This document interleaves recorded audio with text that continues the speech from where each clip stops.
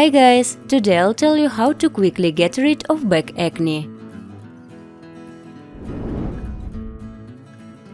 To prepare the mask you'll need 2 tablespoons of sea salt, 2 tablespoons of baking soda, 1 tablespoon of shower gel and a tablespoon of warm water. Mix fine sea salt and baking soda.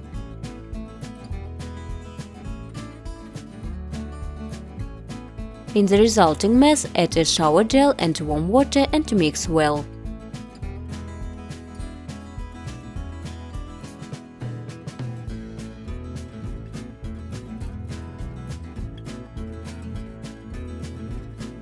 Apply the finished product with massage movements on the previously steamed skin and leave for 10 minutes.